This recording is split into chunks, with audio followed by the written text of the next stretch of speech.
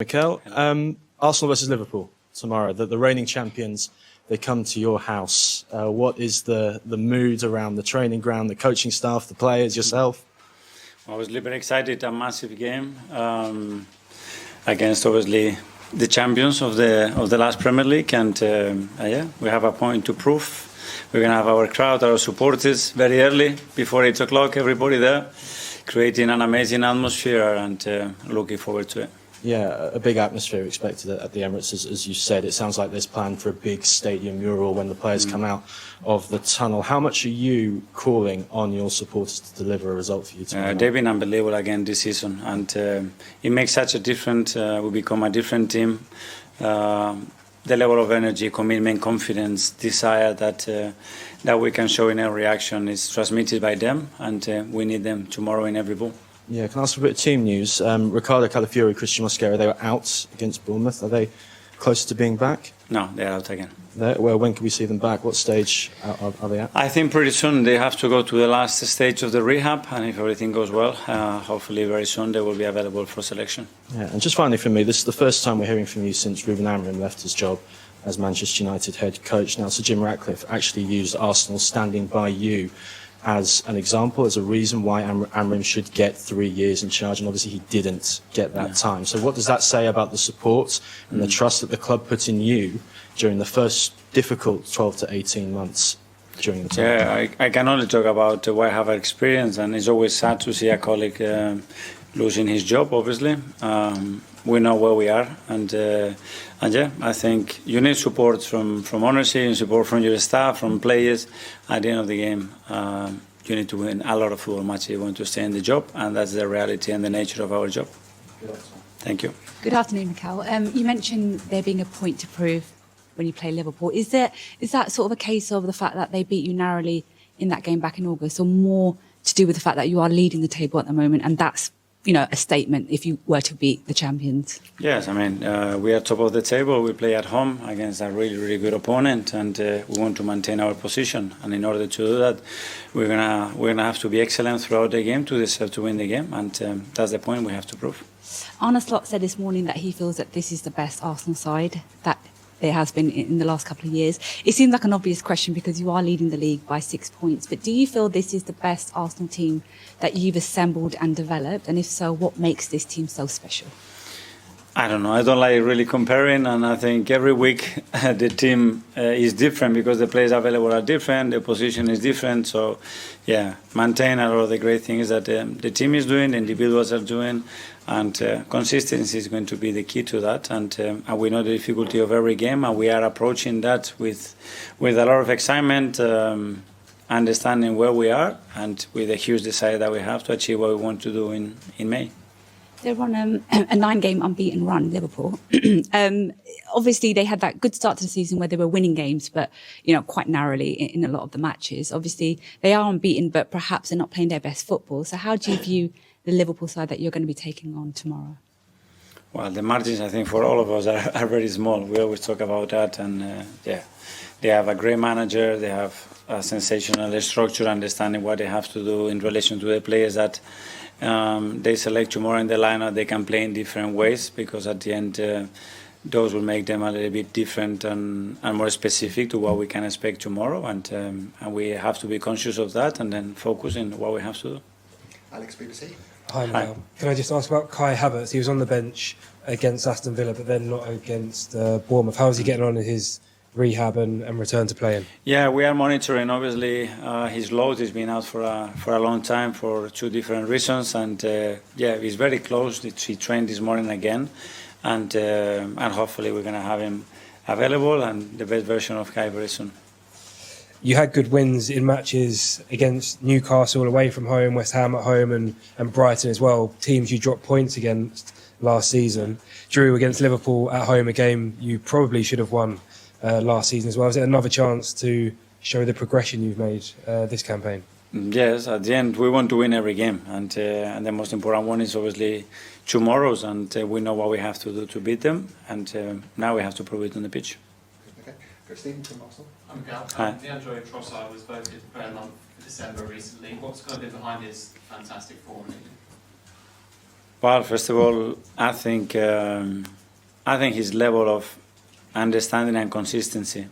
He's got ability, but the level of consistency he's showing this season in particular, I think has been exceptional. I think he's really clicking with the team in every aspect of the game, and is a player that provides something different to what we have.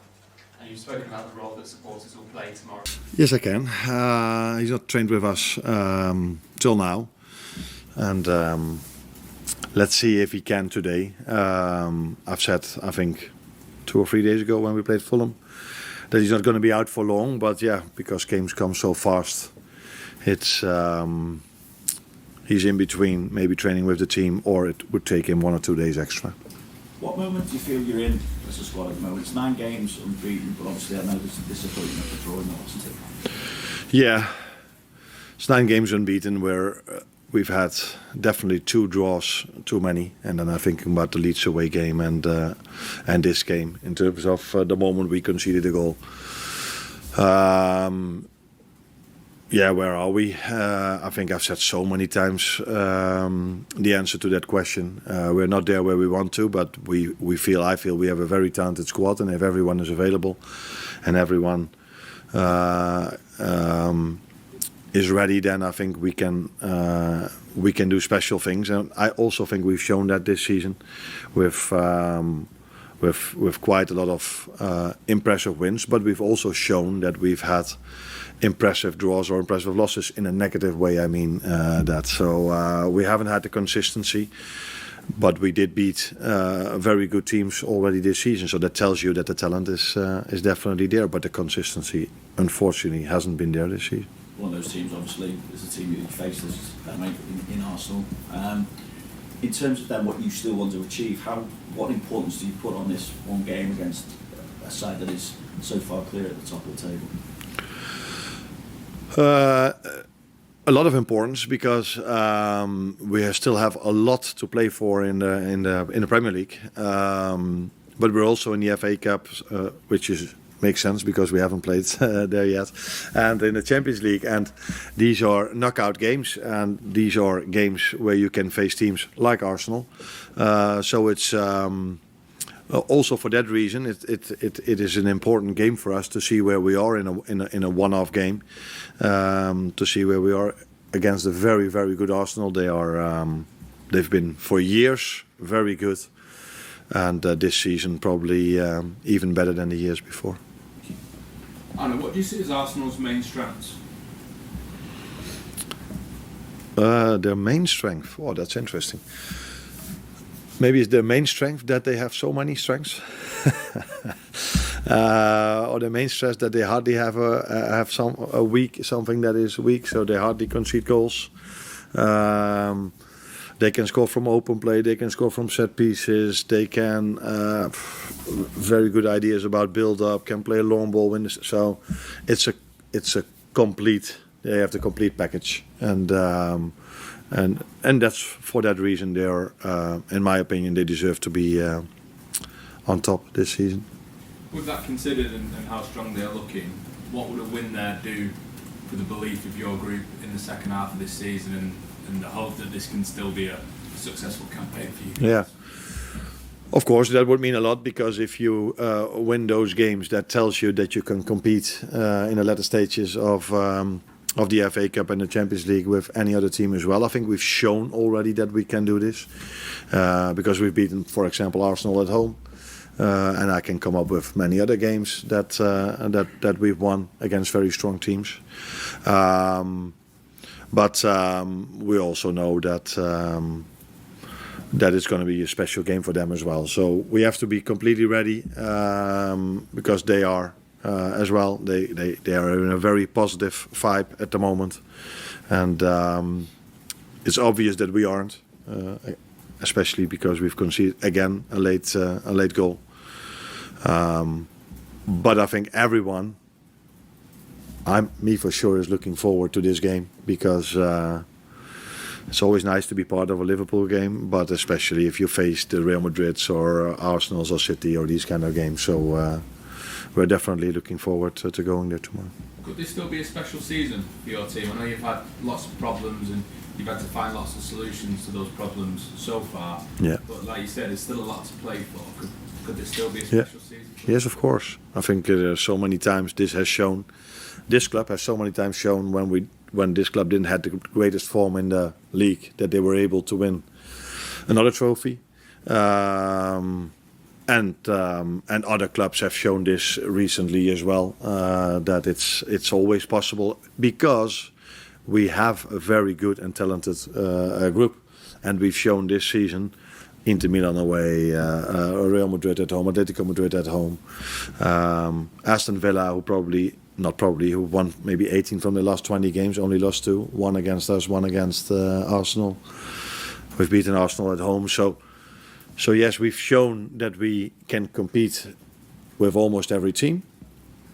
Maybe there was one exception, but that was also because there was a goal disallowed from us just before half-time, which shouldn't have been disallowed. That was City away.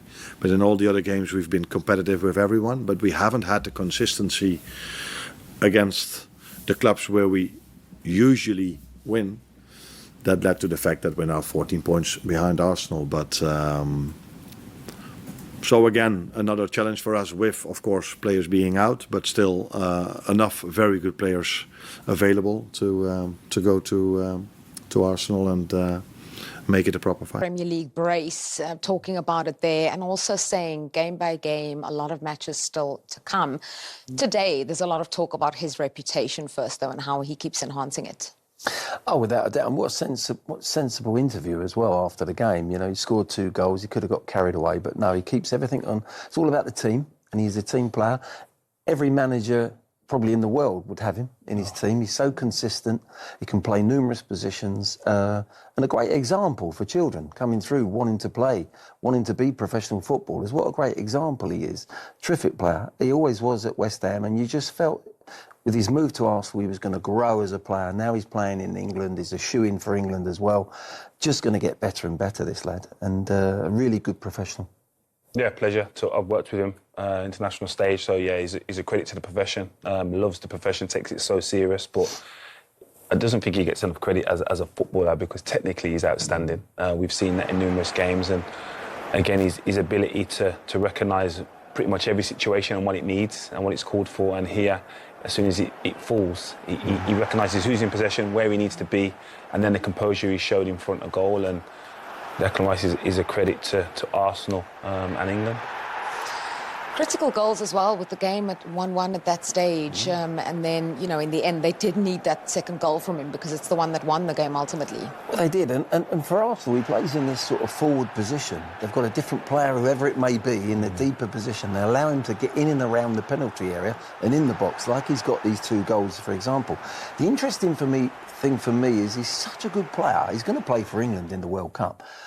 Is he going to play in that position? I don't think so, because we've got loads of really talented number 10s that I think Tuchel will play. So I think we're going to have to see him play a little bit deeper in an England shirt, but he can play there or he can play in different positions and still be able to affect the game in a positive way. So it's a lovely, thing to have for any manager, but for Arsenal at the moment, he's loving the fact that he's been released and he's getting into the box or in and around the D where he's going to get his goals. And he's certainly one of the leaders in that team. So too is Gabriel Magalhaes. I think the last 2 games have shown, since his return, just how important he is to the side. Yeah, vitally important, not just the goals, but his defending. I know you're disappointed with how he conceded, and they conceded the first goal, but the character he's shown to get back into the game, then equalise, and then just forget about it. And that's what top players do. They forget about mistakes, and he's shown that. And the finish, I know we're just going to say he's just scored, but it's an outstanding finish. You would see strikers with not this much composure and ability, because he can easily slash at that. He can go left, right. There's not much of the goal to actually aim at, but Glenn, you can speak on that technique. That is a great finish. It fell on his favoured left foot, but that was all about the mental, staying calm. It'd given a goal away, and you could panic. You could be so desperate to make up for that mistake that you make a pig's ear of that. that technique. He didn't. He kept a cool, calm head, and he finished. I've never met the guy. I've never had a spoke, but he's a winner. You can tell he's a winner. If you're playing tiddlywinks, he would want to beat you, and he's got that attitude. And I think he's a fantastic.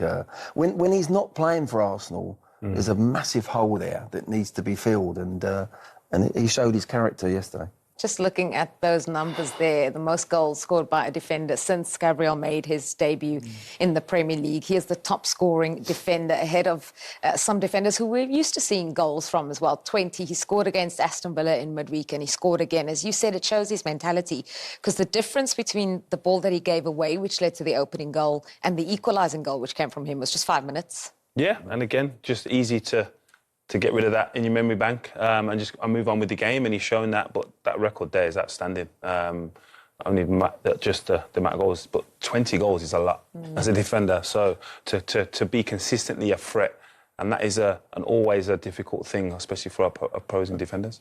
There's a few strikers might would like that amount of goals. But no, he's a threat from set plays. We know that. It always seems to land on his head, doesn't it? But he's shown there with the technique of that goal that he's got good feet as well. So another victory for Arsenal then, and it means that they are 6 points clear ahead of Manchester City, who dropped points today, and Aston Villa, who got back to winning ways after losing at the Emirates. You said something very interesting, that it was a very sensible interview from Declan Rice, but there has been a lot more of a subdued nature, especially around wins like this, compared to perhaps last season when they were criticised for over-celebrating. And there's definitely a sense of they've been here, they know what it's going to take. They just game by game seems to be coming up in every post-match interview. Yeah, I think that's what they've learned. In life, you learn things, you know, and if they've come close season after season, and you've got to learn from that. And I think that's the thing, take every game as it comes. It's an old cliche in football, but I think they've learned a hard lesson that way, to say, look, it's all about them 3 points that are available. We're not worrying about City, we're not worrying about anyone else, and that takes the pressure off you a little bit. And I think that's what they've got to do, because, yeah, they might have had a different head-on. The mindset was different in those seasons, and I think they've learned. And the new players that have come, Eza, for instance, has come and he's saying, hey, listen, we've learned to keep this. He scored a hat-trick the other week, didn't he? And his interview was very low-key. It was it's all about the team. The team comes first. And that's why you think, you know, they're going to go very, very close, if not win it this year. Do you share that sentiment as well, just hearing some of the post-match and the way they've been speaking this season compared to perhaps seasons before? Yeah, definitely. They seem more assured of where they are as a team, as a club. And they're building momentum and building a lot more confidence within the group. And they've added to that. Eze is one of them. But they have a lot more belief as a team now, as a squad. Like, they've suffered injuries in positions that we've all questioned and thought that it would derail them. It hasn't. So that just breeds confidence. And when you're part of a group and you all believe in each other, then it only can lead to positive things, and they're doing that. And they're not getting carried away, because they've been in this situation before where the outcome hasn't been winning the league, and you learn from them. I think also they've got a real key player coming back in Havertz. Havertz. I think Havertz will have a big say in that running. He'll be fit, he'll be 100% fit, and he'll be used. Yeah, they'll need to recycle, because obviously the Champions League will have if they get knocked out of the Champions League, I'd have them winning the Premier League. I really would. But they'll want to go all the way. You don't see that could potentially derail them, I think, because when everything's going so well, the first thing that doesn't go well, it could have a knock-on effect in other competitions. Yeah, they'll want to go all the way, and momentum is a big thing, and confidence. But I think it will take a lot out of them if they go all the way to the final, if you like, and lose. They'd have probably looked back and gone, if we'd have got knocked out in the quarter-final, we wouldn't have, the rails wouldn't have come off. So it's a chicken and the egg. As a footballer and a club, you want to do well in every game. But I think if they were to get knocked out, I don't think that would hurt. I think it would give them that real emphasis, that energy to say, right, we haven't got a midweek game here, a big Champions League game. We can now really dissect how we're going to play at the weekend. And that I think would get them over the line. I really do. We have to move on, but maybe just a yes or no answer here then. Havertz ahead of Gyökeres for you? Yes, without a doubt. OK, well, from goal scorers to goals then, and this one perhaps goal of the season continues. Title race, and it's Arsenal who hold the clear advantage. They are 6 points clear of Manchester City, right? But Darry, you've always said that you think Manchester City will still win the league. With it being 6 points now, do you still think that? Am I having a wobble, you're asking? Don't like the injuries at the back for City. I'm watching Arsenal more and more thinking... Go back to transfer. They look like champions the way they're winning, even when they're not playing well. But I still back City. Arsenal, they have had injuries. Yeah. They've dealt with them. I'm really impressed with how they've dealt with it. The squad. Brilliant squad. But Manchester City having injuries, and it's like, well, that's an excuse. No, so I'm not making an excuse for Man City at all. I forget all injuries. Every club has injuries. Do you know what I mean? I think it's the worst thing you can do. You've got an academy, you've got a squad. I hate seeing managers don't put enough subs on their bench to make a point. When you've got a multi-million-pound academy, it's such an insult to a football club academy and their coaches when managers act like spoiled little kids. But back to the point about the title race. Ask me this again in March. Like I've always said, and I stand by this, if Man City are 5-6 points off Arsenal with 6-7 games to go, I will take the GOAT every day of the week over a manager who's yet to win a league title. Especially when Manchester City have still got to play Arsenal at Manchester City. Absolutely. And if Liverpool cause a shock, and it will be We'll a go back shock to transfer talk. Right, let's talk tomorrow Manchester United, shall we? A dramatic day at Old Trafford yesterday. The club parting company with their head coach Ruben Amorim, with Darren Fletcher stepping in on an interim basis. So Josh Chris Reedy, Darren Fletcher in the dugout at Turf Moor. He could do a fantastic job. They might be in the same scenario as they were with Ole Gunnar Solskjaer. Give it Ole to the end of the season, and there'll be all this call and this clamour for Fletcher to get it. No, we haven't. Right, we're going to talk the title race now. We're joined by an Arsenal fan in Jamie Kent and a Manchester City fan in Aston Buckley. Aston, I am going to start with you, actually. It's back-to-back draws in the league. You've got defensive injuries, and you have always said that you are confident Manchester City are going to win the title. Are you starting to see some sort of cracks in your confidence? Well, it hasn't been a good start to the new year, has it? I mean, the draw with Sunderland, the draw with Chelsea, then Joško Vardiol breaking his legs, ruled out for the rest of the season. Ruben Diaz has been ruled out for 6 weeks as well with a hamstring injury, so it hasn't been a good start. What I would say is there's still a long way to go, and I know that we're sort of City with 2 points behind. They've increased to 6 points now, so it feels like it's a long way. But I look back at the treble season. I remember around this period of time, City went into the new year, they drew 1-1 with Everton, and then they actually lost to United at Old Trafford 2-1 in around January. And I remember at that time thinking, Arsenal won the league, it's over, we've thrown it away. But 6 points isn't that much, and I know that Arsenal fans will be more confident, and so they should be. I mean, it's in Arsenal's hands at the moment. But you can't write off City because we know what City can do. We know we can put that run together. I am worried, though, around the defensive injuries because City are light at the back now. With Vardy out for the season, with Diaz out for a long time. Ake, as we know, can't play more than one game a week. Otherwise, he's going to get injured. I know he wants to play more, but it's just not...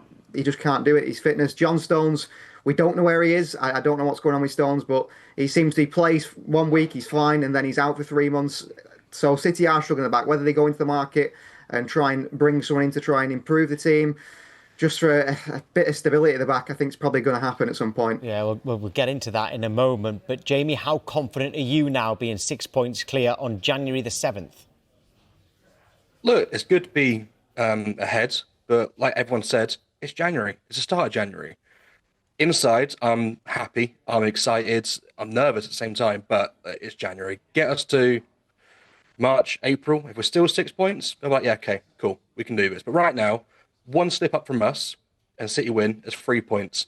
All of a sudden, that's a different narrative. And we go to Etihad in, I think it's April. So it's a long way to go. I'm excited. I'm confident. I think we do it, but I'm hesitant to celebrate a bit too early. Well, you've got, I mean, famously Sir Alex Ferguson said, attack wins games, defence wins title. He probably wasn't the only one to say that. I mean, to Jamie, I mean, your defence is significantly better than anyone else's.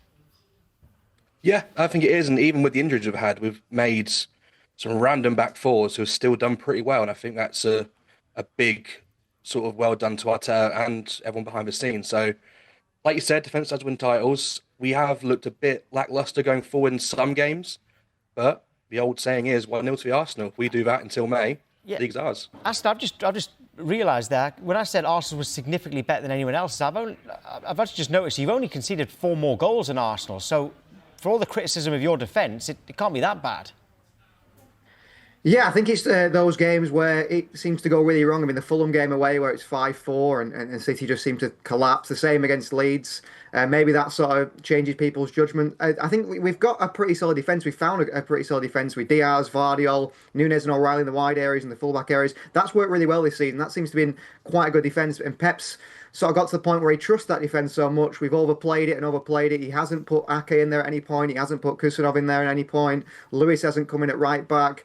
And I mean, Aït-Nouri's gone to AFCON now. He's been injured, so he hasn't played at all. And he feels like a little bit that defence has been strong. They've been sort of running to the ground too much. And now with Vardiol and Diaz out, I think that's going to be an issue in the title race, though. Darragh, would you sanction a centre-back signing for Manchester City when you've already sanctioned Antoine Semenyo at the other end? Yes, all day long. If that's what Pep wants, you need someone temporary, short-term, permanent. That deal needs to happen now. He's got, a year and a half left on his contract. He doesn't want to be hanging around till next season to win another title. So go get him a defender. I'd hate it if it was Guéhi, but I think it might be, and that would just kill me. So, but again, as you just said there, when you look at the data and the statistics, City defensively aren't miles off Arsenal. Arsenal have been superb back there, even with injuries. So it's going to be interesting. I think it's just far too early for everyone getting excited about, it's Arsenal's title or it's done and dusted. Not a chance. Jamie, do you think you need to do anything in January? Some Arsenal fans have suggested that you might need a striker. I've argued against that and said that you haven't given Gyökeres enough time yet. You've got Gabriel Jesus back from injury as well, and Marino has actually played well as well. Would you keep your squad together? 100%. Darrag's right. It's a big squad. It's a big squad we've got. We've worked for years to get it to a point where we can be where we are, 6 points clear, with injuries, with squad rotation. Now's a chance to go, right, now win it, now do it.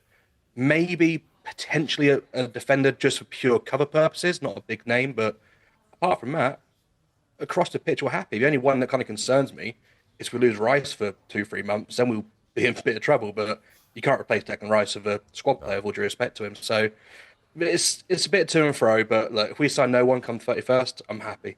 That's a perfect January for Arsenal, in my opinion. Don't rock the boat. Don't mess with the dressing room. Don't bring anyone onto that training ground. You don't need to. You've got 4.5 months left to win a title. You've all been waiting for it. Do not mess with that. Aston, in terms of signings, Semenyo medical is booked for tomorrow. How much of a difference do you think he will make? Yeah, I think he will make a big difference. You look at the last two games, one thing City really did lack is quality in the final third, and he's one of the top goal scorers in the Premier League, so he's certainly going to bring that. I'm still uncertain where he plays. Does he play off the left? I know Doku plays there. Does he play off the right? Shirky's been playing there and coming inside. The system City play sort of goes with that, so I don't know if that's going to be changed, whether the system changed for Guardiola, but I mean, if you'd asked me a few days ago, I was really happy with just Semenyo, and now I feel like City have got to go and sign a defender. I think they've recalled Max Alleyne on loan from Watford. Whether he's got the quality to come in and step in a Premier League title race and be the man there to back up Ake and Kusanov with Diaz and Vardiol, I'm not quite sure. So I know Mark Guéhi's been linked heavily with City. He looks to be the one. But again, I mean, I think City have got to weigh up the options, haven't they? He's going to cost maybe 35, 40 million to bring him in now. You get him on a free transfer in 6 months. So it depends. Do they think it's worth paying that money for him now or waiting for him? I think a lot of clubs will be in for him in the summer anyway on a free transfer. So maybe they decide if they really do want him, they'll go and get him now. Or does City look somewhere else? I know Nico Schlotterbeck at Borussia Dortmund.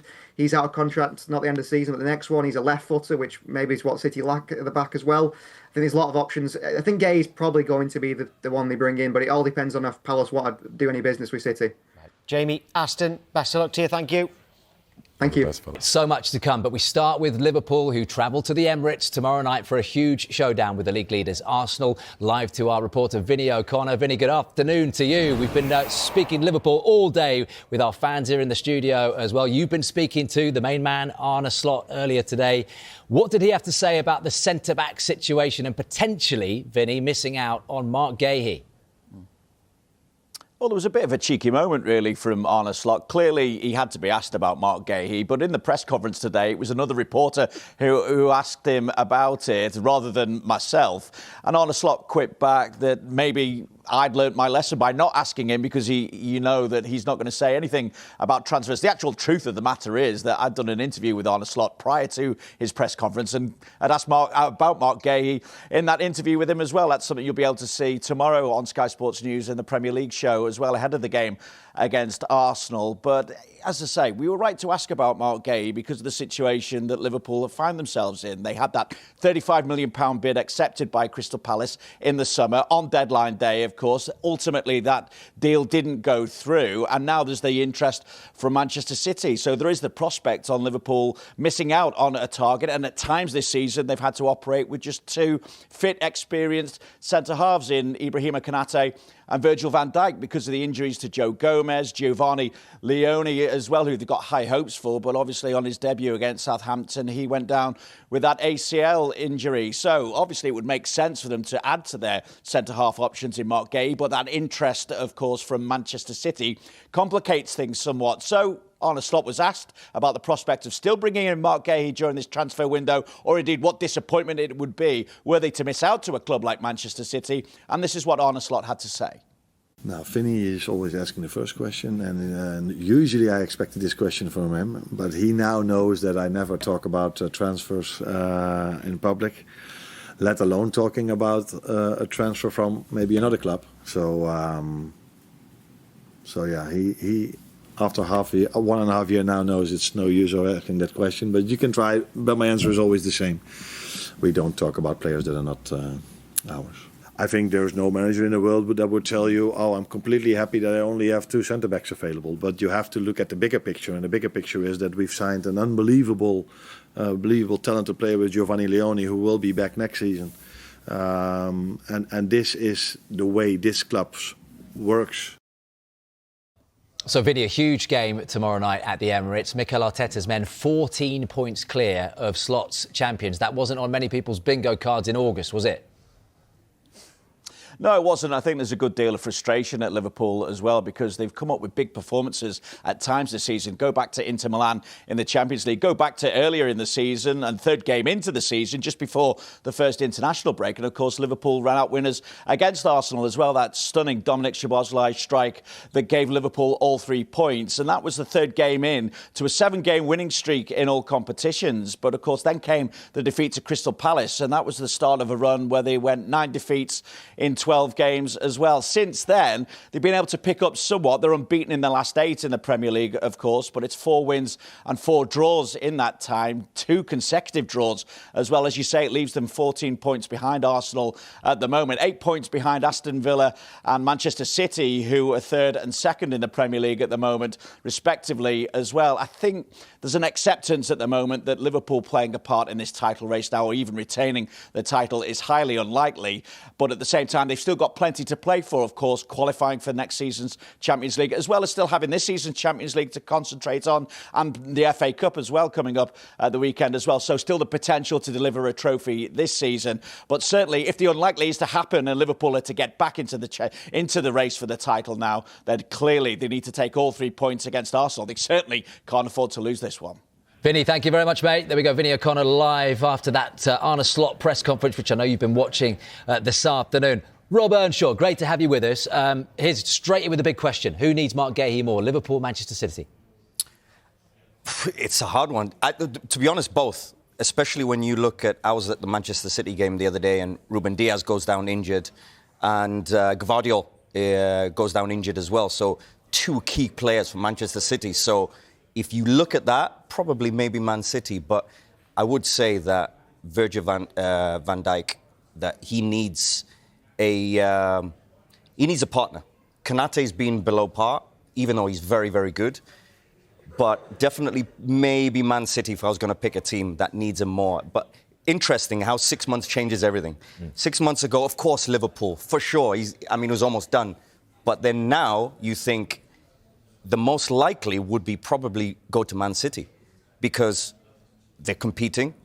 You play under Guardiola, and they've also got injuries. So maybe it might be the perfect moment for Guéhi to, in 6 months it completely changes and he's going to be playing against Liverpool. Yeah, James, I know our Palace fan Reece here doesn't want to hear about Mark Guéhi leaving in the window, but do you think City/Liverpool, someone goes aggressive for him and doesn't risk losing out on him in the summer when he's a free? At the moment, Mark Guéhi holds all the cards. He's got a contract for the next 6 months. He can then leave for free, choose wherever he wants to go. In this window, he's got the opportunity to start speaking to clubs in Europe.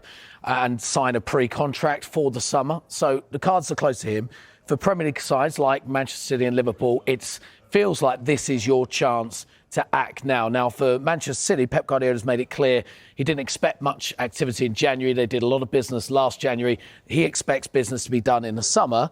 The injuries to Guardiola, the injury to Ruben Diaz may change that, may change their feeling, but they've still got Kushinov, John Stones to come back, Nathan Ake's still there as well, and they brought back Elaine from Watford, who's been on loan there this season. So they've got the cover there, so they don't necessarily need to dip into the window. For Crystal Palace, it's a decision for Mark Guéhi. Does he want to stick there for 6 months and then choose a lovely contract at the end, by the way, where his contract will be worth a lot more? Or does he think, actually, now's the time, this is the time to move on, and perhaps Manchester City, Liverpool could be a destination? Well, let's get the Liverpool side of things. Lola, you've been sitting there patiently, and I'm sure you've got lots to say, because is there a frustration at all? It looks like Antoine Semenyo, who we'll talk about in a minute as well, is going to Manchester City. You can't let Guéhi go there as well, can you? I mean, out of the two of them, is Guéhi the one you would need more? I feel very conflicted about this because I'm very frustrated that we waited until the last week of the window to try and sort out the Guéhi deal in the summer. That was a mistake, wasn't it? Yeah, I think that needed to be a priority much earlier in the window, especially after selling Jarrell Kwanzaa. The reality is, with the exception of Leone, who is such a young player, I don't know if you can really call him a senior centre-back signing, we haven't signed a centre-back since Ibu Konate in 2021, and that's negligent, really, if you're running a football club. So we certainly need a centre-back, but I do question whether Guéhi is right for us because he's 6 foot. Reece reliably informs me that he can do it all, and you know he's not weak in the air. But Liverpool are under aerial bombardment at the moment because we can't defend set pieces. Konate and Van Dijk both top the league for the most clearances and headers. So I question whether he's the right player for us in this scenario. Konate's always done better when he's had competition.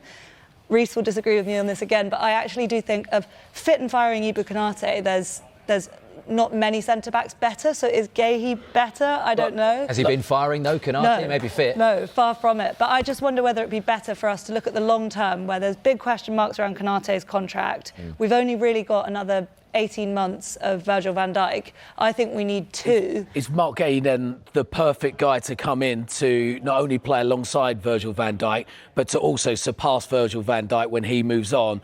A leader, someone who's got such a strong head on his shoulders. Regardless of what was going on in the summer with the move to potentially happen to Liverpool not happening, he still dusted himself off, never complained, turned up to training, worked hard every single day.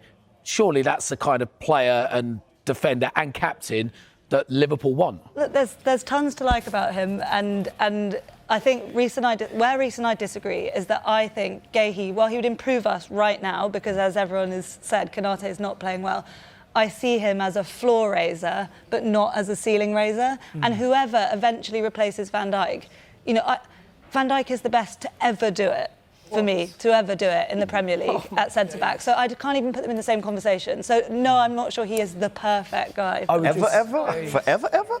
Ever. I would just say on Mark Guéhi, I think when you talk about ceiling raisers and floor raisers, I think Mark Guéhi, probably his ceiling, he doesn't really have one. I feel like he could go to any team in the world and probably be their starting centre-back. And that's just his playing ability, not to talk about his leadership, like you say, his professionalism, to go through, you know, having that move sort of taken away from him at the last minute and to be in the starting lineup next week and to dust himself down and to play. And that's just him, the professional side. I think if you talk about him as a player, I think you don't get much better than Mark Guéhi. You did say to me that Van Dijk was the best to ever do it. Yeah, personal preference. He's my favourite ever Premier League centre-back. But I think Mark Guéhi's ceiling is crazy. Yeah, and we'll talk about the actual Palace point of view on all of this, because obviously they're desperate to keep him. But Rob, as James says, the ball is in Guéhi's court, and there are plenty of courts he can go and play on next season.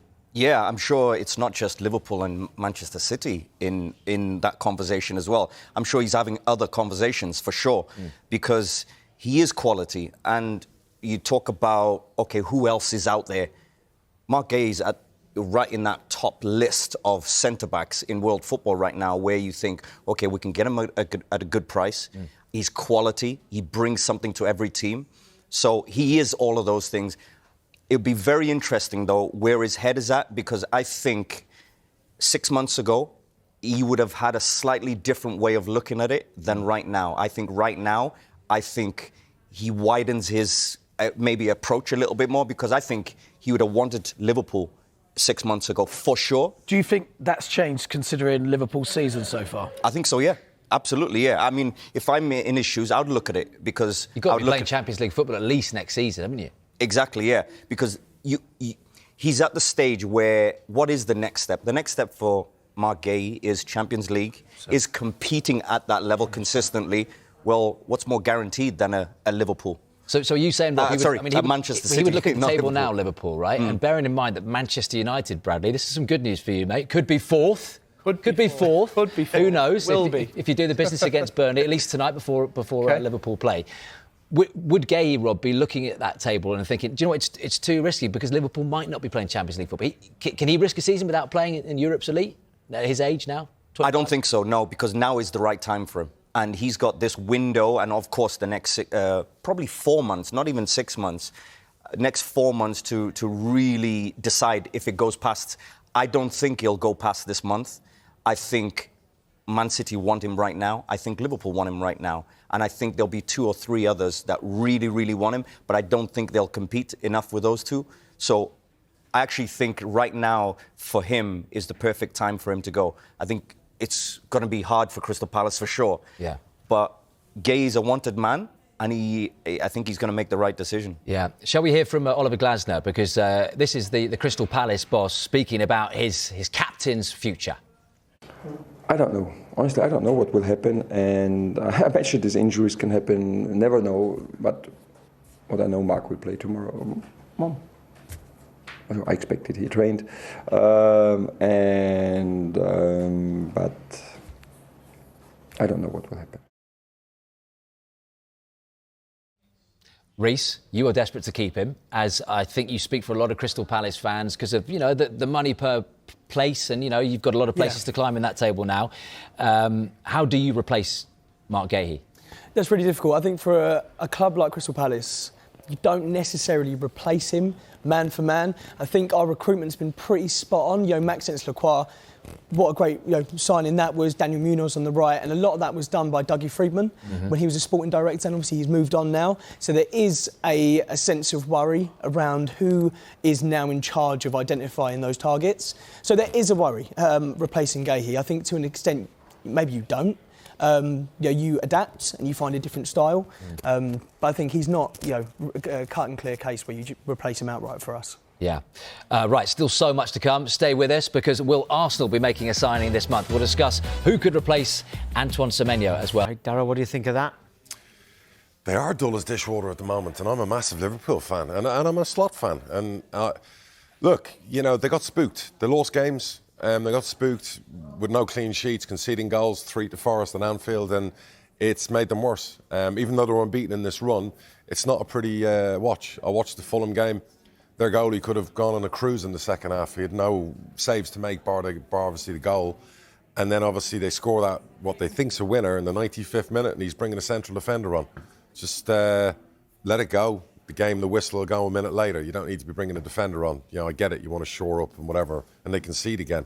It's not a pretty watch. It's not good to see. As a Liverpool fan, I want him to turn it around, but I want him to address that too many of his good players aren't playing well enough, whether it be McAllister, other players in that team. They need to start stepping up to the plate. You can talk about the attacking players, and we haven't got the width, and we haven't got this player or that player, but some of the other players in the team need to step up and come to the forefront and do what they did last year. So how much of that is down to the manager, though, in Arne Yeah, Slot? it's down to them. It's the players who aren't playing. He's picking them all the time. He's picking them all the time. Kanate's had not a great season, and he'll play him. And I get it, we're low on defenders and whatever else. Gomez is back now, but Kanate'll still play, and he's made a lot of mistakes. Alexis McAllister, world-class midfielder, he's had a disastrous season. I'm sick of hearing he wasn't fit in the summer. We're in January now. He needs to step up. Gravenberg, even Soboslai has been their player of the season. Hasn't been great the last few games. Wirtz, they spent nearly $200 million on. He's got 2 goals and an assist in 20-odd games. It's like, any minute now. These people need to step up. But equally, I'd say to the manager as well, you're picking the personnel, you're picking the formation. You know, now's the time. You've had this late 9-match unbeaten run. I think you've drew 5 of those, 6 of those games. Haven't scored a lot of goals. Not like creating a lot of goals. Take the foot off the brake. Let's rock and roll. Let's get back to what we do. Let's score some goals and, see where it takes us. But this is like, as a Liverpool fan watching it, even at Anfield, it's not a pretty watch. So when does patience run out then with Arne Slot? They are in the top 4. He's not under pressure for his job. I'm not talking about that. I mean, even when he lost all those games, I was like, it's ridiculous. You did. I really rate Slot as a manager. He's having a tough moment, and he's obviously talking about not saying it directly. They've had injuries, they've had issues, they've had new players needing to bed in. There's a lot of mitigating circumstances. I get all of that, but there's never a mitigating circumstance to a team the size of Liverpool playing the certain style they're playing at the moment. It's too slow, it's too laborious. They can do better than that. Even if they were picking under 21 players, that style has to be better, and he knows that. So tomorrow night's the Arsenal game. Yeah. This will be an interesting game. This will either be Liverpool grinding out a 1-0 win or getting battered, and that's my concern. That is my concern. If Arsenal really want to say, this is our title, now's the time to give Liverpool a good scene too. Now's the time. But Liverpool, they are good enough. We know that they can be good enough. Liverpool could walk in there tomorrow night and do the opposite to what I've just said. They could go in there and score a winner. Van Dijk, from a set piece, which they haven't done all season in the league, and get out of there with a 1-0 win, but then take that and kick on from there. But if Liverpool go there tomorrow night, don't have a shot on goal all game, and Arsenal dominate that game and win heavily, he's under pressure, not from me, but from you guys in the media and probably a lot of the fan base. I see the comments from the fan base, which I think is very unfair. But, it's a tough watch. I'm not going to lie. Despite all the money they spent in the summer, and yes, they did recoup some. That's very important. Their net spend over the last 2 seasons is, 100 million a year? That's quite normal for, top club in the world. That should be spending more. But how important is it that they get a centre-back this week? Oh, they should have been already doing a deal for Guéhi. I heard Glasner the other day. Sounds like he's open to, Palace aren't getting in the Champions League. They're not going down. Go offer him 15 million, 20 million, get a deal done. He's tailor-made to be Van Dijk's partner, potentially his replacement. I don't know what they're waiting for. If you spend 400 million so easily in the summer, what's the big issue spending 20, 25 million now on a player that you'll have for the next 6, 7 years? This business has to be done. Has to be done. I understand they're paying 20, 25 million pounds when he's free in a few months, but he's worth significantly more. You're still paying 20 million pounds, 80 million pound player. It's not the cost of him now, it's the fact that someone else could steal him. He's the perfect fit for Liverpool. It's not the 15, 20 million that you have to spend. It's the 15, 20 million you've got to invest so he doesn't get picked up by a top European club in the summer or Man City. We also need wide players. There is more business to be done, but I get why they don't want to do it in January. It's not a great time of year to do business, but Guéhi is an easy one. Sign a world-class centre-half that will develop into a world-class centre-half for Liverpool, future captain, be there for a long period of time, tick that box, get him in the building. Then in the summer, focus on all the other areas of the team you need to fix. Yeah, well, let's